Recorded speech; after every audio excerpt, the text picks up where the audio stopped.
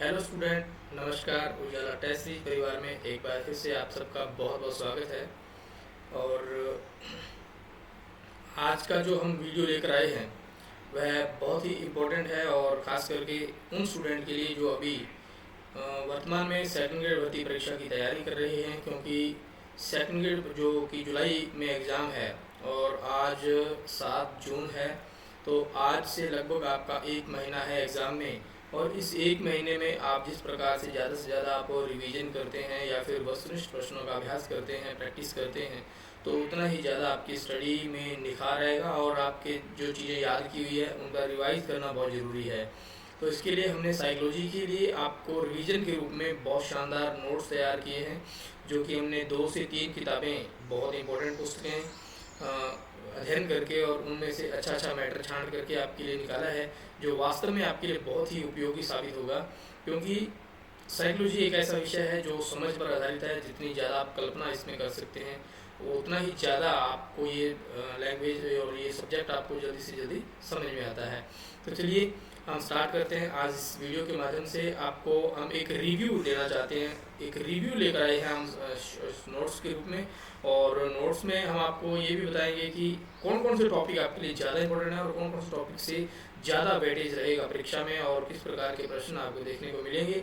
और पूरा PDF के रूप में मैं आपको शो करूँगा, और आप इसको ज़रूर देखिएगा। तो चलिए हम स्टार्ट करते हैं। ये देखिए,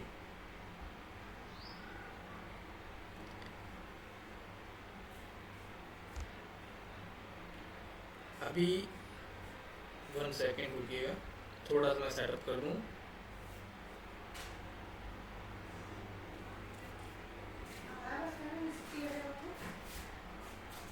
जी स्टूडेंट, अब देखिए, ये है साइकोलॉजी के notes. Psychology RPSC second grade psychology हस्तलिखित नोट्स, यह सिलेबस अनुसार है। ये देखिए, सिलेबस अनुसार है, और पूरा पूरा का पूरा जितना भी सिलेबस है इसके अंदर आप समाहित है, और हमने बहुत मेहनत से इसको तैयार किया है। सरल भाषा में हस्तलिखित नोट्स है। इसकी भाषा जो है, जैसे कि कई बुक्स आपको मिलेंगी जिसकी थोड़ी भाषा थोड़ी सी टफ लगती है स्टूडेंट्स को, क्योंकि वो परीक्षा के लेवल की भाषा दी गई है। लेकिन जो नोट्स के बारे में आपको बता रहा हूँ, वो नोट्स है जो आपको समझाने के उद्देश्य से हर चीज़ को आप किस प्रकार समझ सकते हैं। हमने इस नोट्स के अंदर शेप्स का भी इस्तेमाल किया है, चार्ट आरेख भी बनाए हैं, कुछ कलरफुल है, ताकि आपको स्टूडेंट को जल्दी से जल्दी आसानी से समझ में आ जाए। परीक्षा बहुउपयोगी है, यानी परीक्षा उपयोगी बिंदुओं को शामिल किया गया है। और ये देखिए, उजाला टेस्ट सीरीज द्वारा आप इस नोट्स को पढ़ सकते हैं। उजाला टेस्ट सीरीज ऐप को जरूर डाउनलोड कर लीजिएगा प्ले स्टोर से। उजाला टेस्ट सीरीज स्पेलिंग आपको दिखाई दे रही है, जिसपे लोगो लगा होगा इसका, अपना नेशनल फ्लैग का, और आपको पता चल जाएगा ऐप का। और ये प्रेमपाल सर और अमिता वर्मा मैडम द्वारा लिखे गए हैं। और ऑर्डर करने के लिए आपको यहाँ पर व्हाट्सएप पर एक नंबर शो है, आप इस नंबर पर मैसेज कर सकते हैं, या फिर आप डायरेक्ट प्ले स्टोर से ऐप डाउनलोड करके इसको अपन ऑर्डर कर सकते हैं। तो ये देखिए, इसका इंडेक्स है, इंडेक्स देख लीजिए एक बार।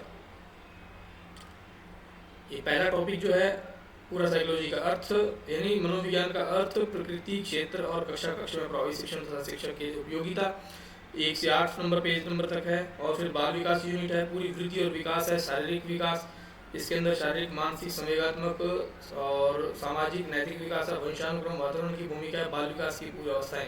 ये पूरी की पूरी बाल विकास यूनिट है जो इस चैप्टर के अंदर है, सेकंड यूनिट में, और बहुत ही इंपॉर्टेंट है, ये बहुत ही इंपॉर्टेंट है, यानी सेकंड जो चैप्टर है।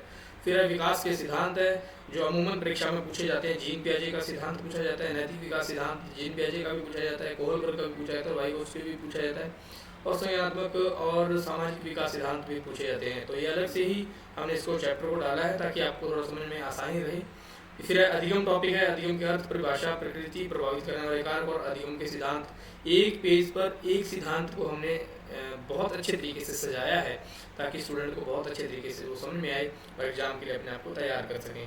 इसके बाद में व्यक्तित्व टॉपिक है, फिर समायोजन टॉपिक है, बुद्धि टॉपिक है, सृजनात्मकता है, सृजनात्मकता अलग से टॉपिक डाला गया है। और वैसे तो व्यक्तिगत विभिन्नताओं के अंतर्गत भी सृजनात्मकता टॉपिक है, परंतु हमने इसको अलग से भी ऐड किया है। और अभी प्रेरणा टॉपिक है और अभी व्यक्तिगत विभिन्नताएं हैं। और ये नया टॉपिक जो जुड़ा है 12वां टॉपिक, वो 21वीं सदी के कौशलों का विकास है। बहुत इंपॉर्टेंट टॉपिक है, यहाँ से प्रश्न आपको परीक्षा में जरूर देखने को मिलेगा। तो इसको भी हमने नोट्स के रूप में, हस्तलिखित नोट्स के रूप में प्रोवाइड करवाया है इस नोट्स के अंदर। फिर है महत्वपूर्ण मनोविज्ञान में महत्वपूर्ण पुस्तकों के नाम है। बहुत इंपॉर्टेंट जो पुस्तकें हैं जो परीक्षा में पूछी जा सकती है। और आजकल जो परीक्षा का पैटर्न है उसमें पुस्तकों के नाम आने की पूरी संभावना है, क्योंकि कॉलम दे सकता है, कॉलम मिलाने वाले प्रश्न में आ सकता है। एक साइड में मनोविज्ञान की पुस्तकों के नाम दे दिए और उसके सामने ही मनोविज्ञान की पुस्तकों के जो मनोवैज्ञानिक है जिन्होंने वो पुस्तकें लिखी है, लेखकों के नाम आ गए। तो इस प्रकार से कॉलम मिलाने वाले प्रश्न भी दे सकते हैं। फिर महत्वपूर्ण तथ्य दिए गए हैं, यानी सिद्धांत कह सकते हैं, या फिर वो कुछ वाक्यांश जो कहे गए मनोविज्ञान के बारे में। फिर कठिन शब्दार्थ है, और यानी मनोविज्ञान के बारे में जो शब्दावली है, कठिन भाषा के में दिए गए शब्द है, उनके बारे में बताया गया। फिर नेक्स्ट है जो हमने एक्स्ट्रा ये टॉपिक ऐड किए हुए हैं आपके समझने के लिए, ताकि यहाँ से परीक्षा में अगर प्रश्न आते हैं तो आपको यहाँ से आप इसको तैयार कर सको।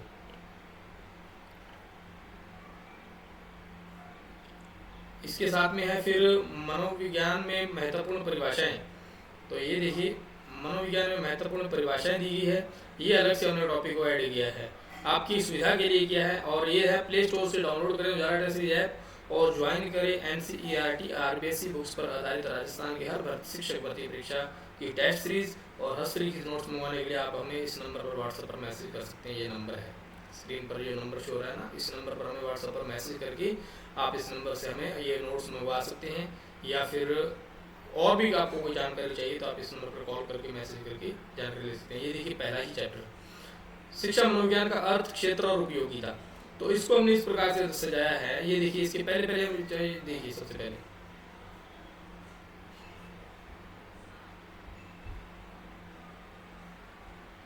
जी, तो ये पहला जो है शिक्षा मनोविज्ञान का आधार मानव व्यवहार है। शिक्षा मनोविज्ञान सीखने के क्यों और कैसे क्या से संबंधित है।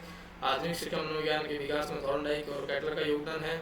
शिक्षा मनोविज्ञान को 2 शब्दों से मिलाकर बनाया, शिक्षा और मनोविज्ञान। इस प्रकार से हमने हर एक चैप्टर को बहुत अच्छे तरीके से सजाया है। ये देखिए ये शिक्षा के 3 अंग है, बालक है, शिक्षा और पाठ्यक्रम है। तो 3 अंगों को डायग्राम के माध्यम से समझाया है। फिर मनोविज्ञान के बारे में, मनोविज्ञान शब्द की उत्पत्ति साइकी प्लस लोग से हुई। इस प्रकार से साइकी का अर्थ है आत्मा, और लोग से हम पढ़ते आ रहे हैं लगातार, लेकिन यहाँ पर समझाने का उद्देश्य है हमारा।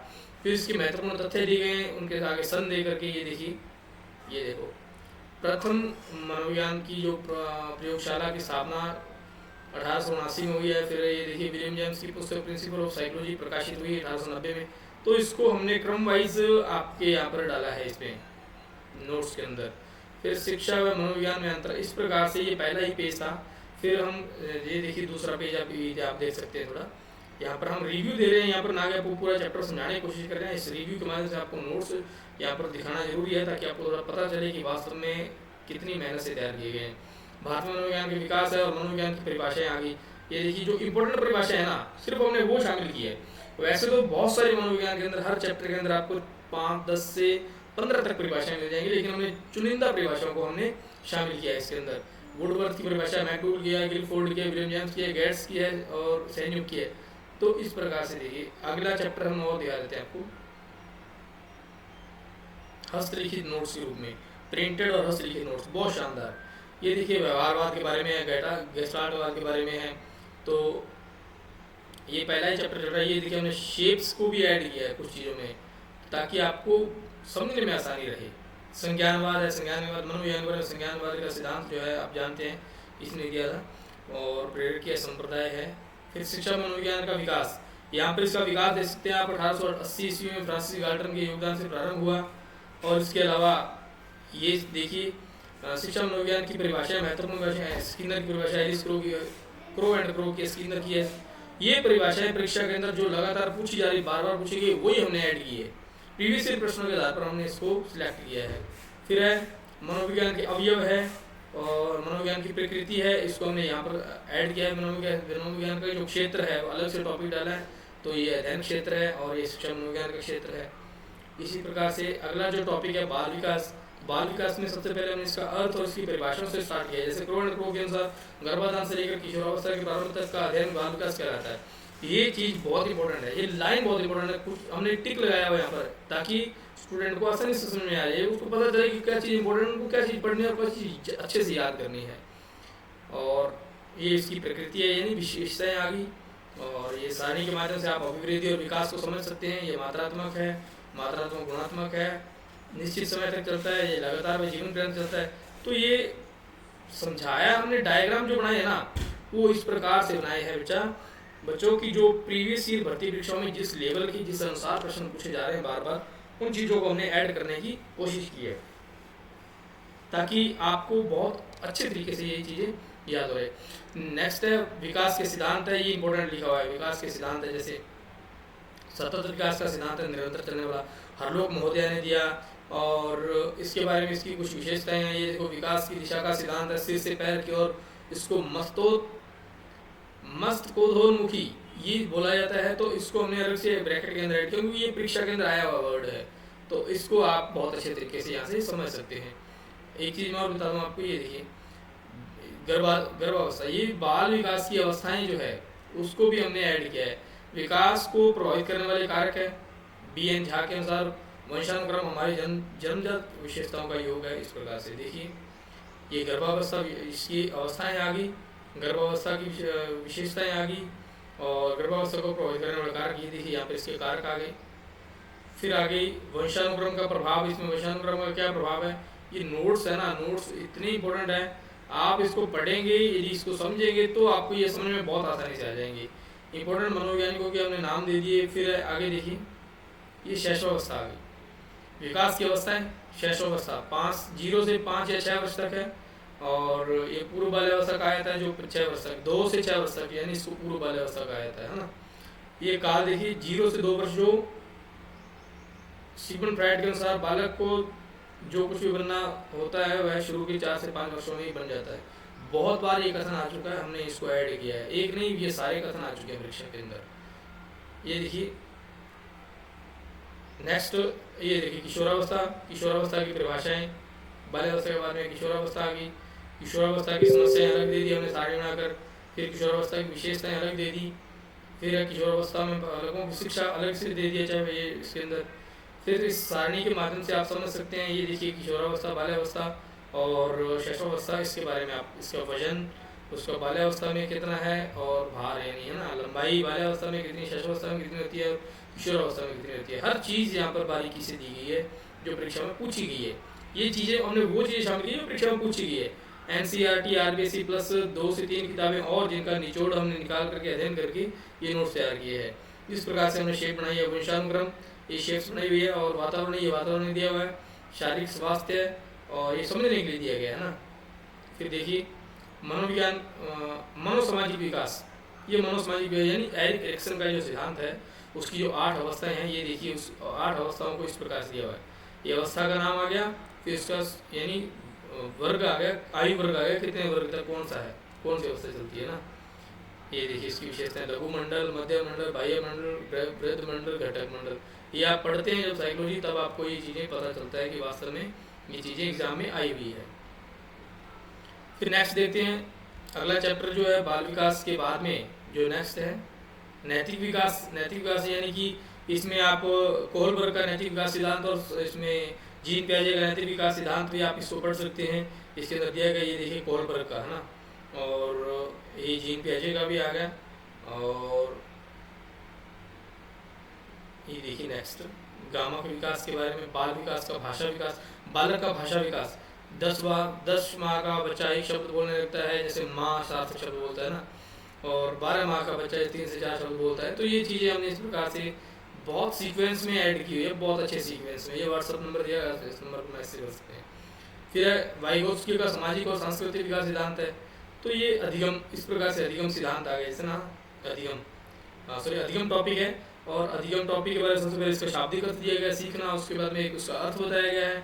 फिर महत्वपूर्ण, बहुत ही महत्वपूर्ण, यहाँ पर IMP और लिखा हमने, VPIMP और लिखा, वेरी वेरी मोस्ट इंपॉर्टेंट, यानी ये परिभाषा बहुत बार आ चुकी है, हमने इस प्रकार से इसको ऐड किया है आपकी सुविधा के लिए।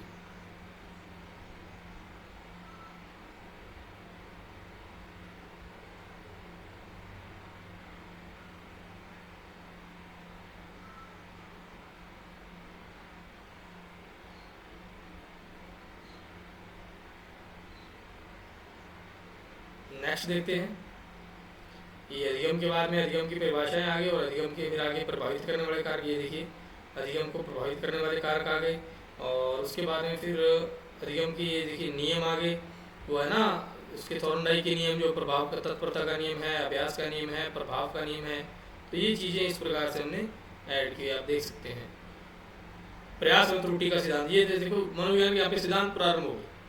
पहला सिद्धांत है जो प्रयास एवं त्रुटि का सिद्धांत है, अलग से ऐड किया हुआ है।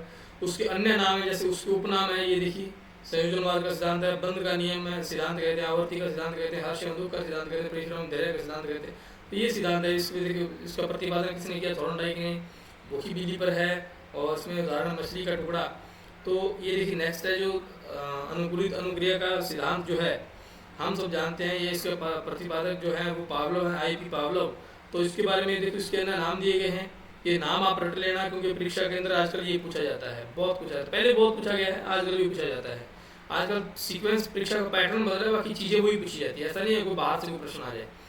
ठीक है, ये देखिए नेक्स्ट है अधिगम का प्रबलन का सिद्धांत, फिर है क्रिया प्रस्तुत अनुबंधन सिद्धांत, फिर है समीपता अनुबंधन सिद्धांत जो कि एडविन गुथरी ने दिया है, फिर है जीन पियाजे का सिद्धांत। ये देखिए बहुत इंपॉर्टेंट चीज़ है, समझने वाली चीज़ है, जो सबसे ज़्यादा इंपॉर्टेंट है साइकोलॉजी के अंदर। तो वो क्या है, जीन पियाजे का सिद्धांत। जीन पियाजे को बहुत अच्छे ढंग से पढ़ के आना सेकंड ग्रेड वालों की साइकोलॉजी के ये नोट्स हैं। आप इन नोट्स को अगर ऑर्डर करते हैं तो ये 3 से 4 दिन में आप तक पहुंच जाएंगे। अंतर्दृष्टि सूझ का सिद्धांत जो कोहलर ने दिया, और कोफ्ता, कोहलर और मैक्स वर्थहेमर। ये देखिए हमने शेप्स बना करके आपको इसको समझाने की कोशिश की है। ठीक है ना, बहुत ही मेहनत की गई, बहुत ही मेहनत की गई है। नेक्स्ट ये देखिए, ये आधुनिक संज्ञान वाले यानी सामाजिक अधिगम सिद्धांत अल्बर्ट बांडुरा ने जो दिया था। तो इसके बाद में है शाब्दिक शास्त्रीय अधिगम, बहुभेदक संप्रत्य अवधारणा अधिगम, सिद्धांत अधिगम, समस्या समाधान अधिगम, आशुबेर का आधुनिक संज्ञानात्मक सिद्धांत, इसके अंदर दिया गया बहुत अच्छे तरीके से। ये देखिए अधिग्रहण सीखना, ये पुस्तक आपको साइन दे दिया। अन्वेषण यानी खोज करके सीखना, तो खोजने वाली चीज़ का निशान दे दिया। रट कर सीखना, वहाँ पर बुक का निशान दे दिया, ताकि आपको समझ। अर्थपूर्ण सीखना यानी किसी चीज़ का साइकोलॉजिकल तरीके से अर्थ निकालना, अतार्किक चिंतन करना। तो ये सारी चीज़ें हमने शेप्स के माध्यम से, आकृतियों के माध्यम से आपको इस बुक के बुकलेट के अंदर दी है। यह टॉलमैन का अधिगम, चीन अधिगम सिद्धांत। फिर है अधिगम अक्षमता, अधिगम अक्षमता के बारे में आप देख सकते हैं। ये देखिए ये टॉपिक 5वां है, अधिगम अक्षमता।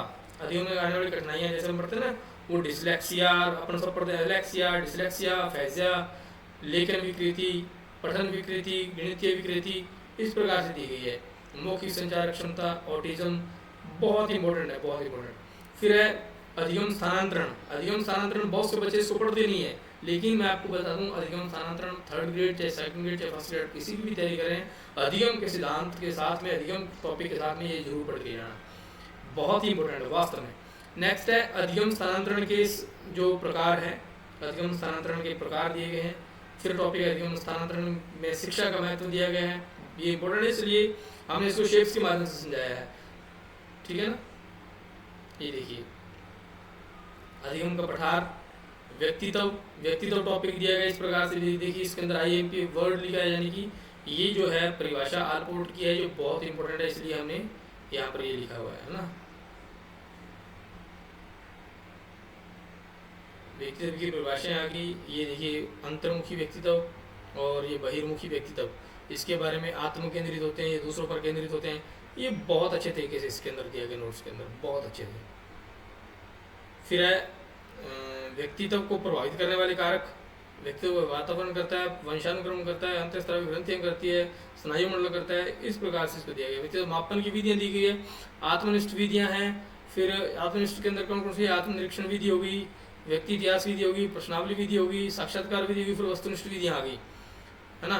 वस्तुनिष्ठ फिर प्रक्षेपी विधियां जो अपन पढ़ते हैं ना, इंक ब्लॉट टेस्ट वाला, जो यानी कि शाही धब्बा परीक्षण, और ये फ्राइड ने जो प्रक्षेपी विधियां दी, फ्राइड ने दी, इसका रक्षा तंत्र कहा है फ्राइड ने इसको। फिर है ये देखिए उसकी विधियां हैं, जो व्यक्तित्व मापन करने की विधियां हैं ना, बहुत ही महत्वपूर्ण। ये देखिए इसके अंदर हमने शेप्स का इस्तेमाल किया है ताकि आपको समझने में आसानी रहे। व्यक्तित्व के सिद्धांत है, मनोविश्लेषणवाद का सिद्धांत सिगमंड फ्राइड है। सिगमंड फ्राइड की फोटो दी गई है ताकि स्टूडेंट का थोड़ा सा इसके दिमाग में ये चीज़ बैठ जाए। शेप्स देने का मतलब हमारा ये है कि आपके माइंड के अंदर कॉन्सेप्ट बने, एक शेप बने, एक संप्रत्यय बने, आकृति बने दिमाग के अंदर, और वही जब आप परीक्षा के अंदर प्रश्न सोल्व करने बैठोगे तो वो आकृति आपके दिमाग के अंदर, इमेज आपके अंदर जो बढ़ाई हुई है आप नेचुरली इस चीज़ों को पढ़ के, तो वो जो आपके दिमाग के अंदर रहेगी और एग्जाम में जाकर के बहुत आसानी से इसको आप हल कर सकते हैं। तो सिगमंड फ्राइड के बारे में बताया गया है। और फिर नेक्स्ट है मनोलैंगिक विकास की अवस्थाएं आगे। फिर शीलगुण उपागम सिद्धांत, ये व्यक्तित्व टॉपिक था। इसके बाद में फिर नेक्स्ट जो टॉपिक आता है वो आता है समायोजन टॉपिक, व्यक्तित्व के साथ में अगला ही टॉपिक बहुत ही अच्छे से समझाया गया है।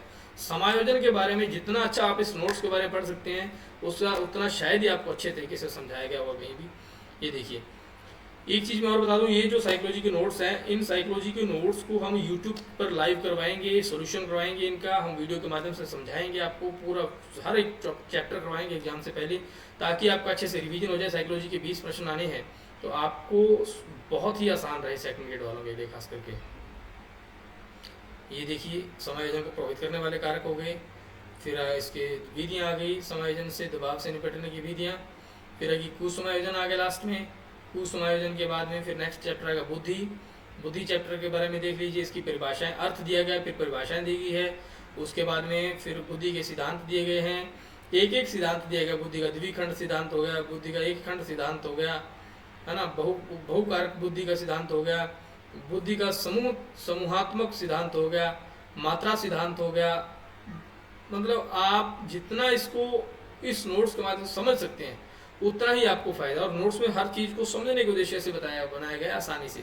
बहुबुद्धि सिद्धांत आ गया, इसके बाद बुद्धि का मापन आ गया। बुद्धि का मापन यानी आप बहुत से बच्चे स्टूडेंट इस चीज़ को छोड़ देते हैं परीक्षा में, ये परीक्षा की तैयारी करते करते बुद्धि मापन को। लेकिन यहाँ पर देखिए बुद्धि मापन को किस प्रकार से हमने बारीकी समझाया गया। व्यक्तिगत शाब्दिक परीक्षण और व्यक्तिगत अशाब्दिक परीक्षण इंपॉर्टेंट है परीक्षा की दृष्टि से, बहुत इंपॉर्टेंट है, इसको जरूर पढ़ के जाना। और ये चीज़ हम छोड़ देते हैं लेकिन इसको पढ़ के जाना है, एग्जाम में प्रश्न आता है यहाँ से।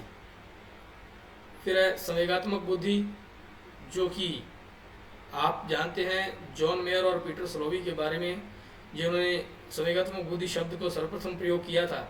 और फिर पीटर सलोवी जो पुस्तक इनकी संवेगात्मक बुद्धि तथा संवेगात्मक विकास इनकी पुस्तक का नाम था, और ये पुस्तकों का नाम देकर के ऊपर हमने लिख दिया है। डैनियल गोलमैन ने संवेगात्मक बुद्धि लब्धि से अधिक महत्वपूर्ण क्यों, ये पुस्तक लिखी और इम्पोर्टेंट है। और यहाँ पर देखिए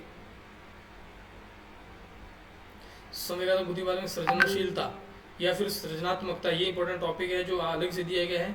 ये परिभाषाएं हैं, बहुत ही महत्वपूर्ण टॉपिक है, परीक्षा में यहाँ से प्रश्न आता ही आता है। सृजनात्मकता से प्रश्न आपको परीक्षा में देखने को मिलेगा ही, बहुत इंपॉर्टेंट है ये टॉपिक। फिर है नेक्स्ट टॉपिक देख लेते हैं बाकर मेहंदी, इसको अच्छे से पढ़ लेना भाई। बाकर मेहंदी परीक्षण हम छोड़ देते हैं। मैं कहता हूँ कि यहाँ से प्रश्न आने की 100% संभावना रहती है हर परीक्षा में, टीचर एग्जाम वाले में। बाकर मेहंदी परीक्षण परीक्षा में पूछा ही जाता है। मतलब ये मान लो कि आप हर तीसरी परीक्षा में यहाँ से प्रश्न आता ही है, जो साइकोलॉजी अगर किसी एग्जाम में है। फिर अभिप्रेरणा टॉपिक है। अभिप्रेरणा टॉपिक को बहुत बारीकी से समझाया गया है, एक एक चीज़ को दिया गया है। अभिप्रेरणा की विशेषताएं, जैसे व्यक्ति की आंतरिक अवस्था है, अभिप्रेरणा आवश्यकता या प्रेरक से उत्पन्न होती है, क्रमिक और ज्ञानात्मक प्रक्रिया है, ध्यान केंद्रित प्रक्रिया है, बहुत अच्छे तरीके से आसान लैंग्वेज में। ये देखिए नेक्स्ट, इसके बारे में जो नेक्स्ट चैप्टर है वो भी हम देख लेते हैं, व्यक्तिगत विभिन्नताएं।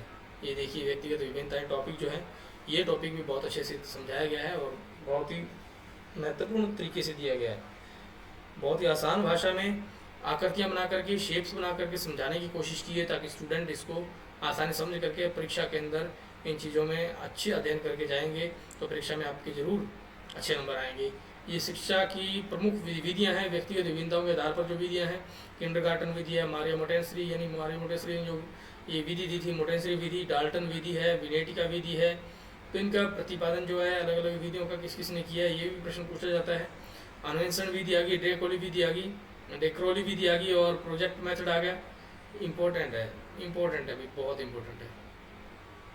ये देखिए सृजनात्मकता व्यक्तिगत विभिन्नताओं के अंतर्गत फिर से हम देख रहे हैं। मंदबुद्धि बालक आ गए, मंदबुद्धि बालकों में प्रतिभाशाली बालक आ गए। उसके बाद में फिर ये देखिए संवेगात्मक विशिष्ट बाल अपराधी बालक।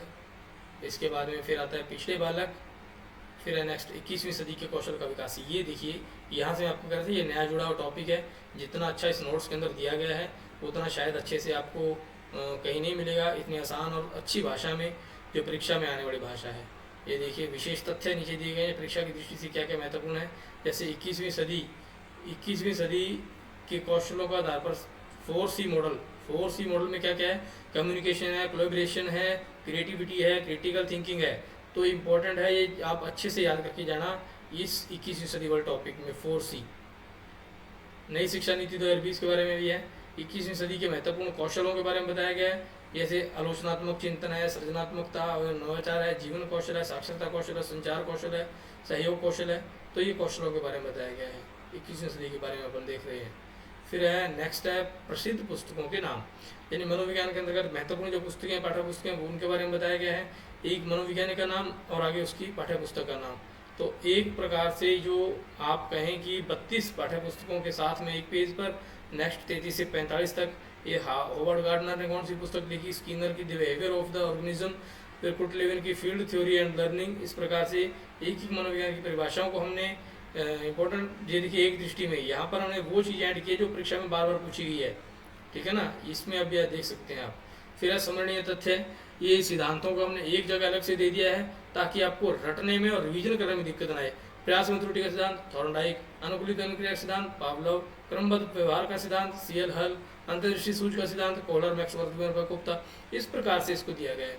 फिर अधिगम स्थानांतरण के सिद्धांत दे दिए, फिर अभी प्रेरणा के सिद्धांत दे दिए, फिर व्यक्तित्व के सिद्धांत आ गए, फिर बुद्धि के सारे सिद्धांत दे दिए, उसके बाद विकास के सारे सिद्धांत दे दिए, भाषा के सिद्धांत दे दिए, विस्मृति के सिद्धांत दे दिए, नैतिक विकास के सिद्धांत दे दिए। अन्य विविध तथ्य, ये महत्वपूर्ण तथ्य कुछ दिए गए हैं जिनको भी आप देख लीजिएगा। अन्य विविध और कुछ और भी चीज़ें दी गई है। महत्वपूर्ण शब्द अर्थ दिए गए हैं। अभिक्षमता क्या होती है, बुद्धि का अर्थ दिया गया है, बुद्धि के बारे में आप जान सकते हैं। ये कई बार ऐसे वर्ड आ जाते हैं जो हमें समझ में नहीं आते, हम पढ़ा नहीं होता, लेकिन आप इनको आसानी से यहाँ पर समझ सकते हैं इन प्रश्नों के माध्यम से, इस बुक के माध्यम से। ये देखिए भाई, आप इन नोट्स को यदि ऑर्डर करना चाहते हैं तो आप स्क्रीन पर दिए गए नंबर पर मैसेज करके इन नोट्स को आप मंगवा सकते हैं। इम्पोर्टेंट नोट्स हैं। और सेकंड, अपने राजस्थान में उजाला टेस्ट सीरीज का रिकॉर्ड वाला रिजल्ट रहा है हमेशा से बहुत अच्छा। फर्स्ट रैंक सेकंड ग्रेड के अंदर, और एक जिला रैंक जो है 7वीं वरदान सैक जिला बाड़मेर के अंदर। ये सेकंड ग्रेड में जो अपने थर्ड ग्रेड में जो सिलेक्शन हुए थे उनकी फ़ोटो यहाँ पर शो हो रही होगी। ये देखिए, यह नोट्स अपने घर पर मंगवाने के लिए शायद आपको स्क्रीन पर अगर शो ना हो रहा तो ये देख लीजिए एक बार।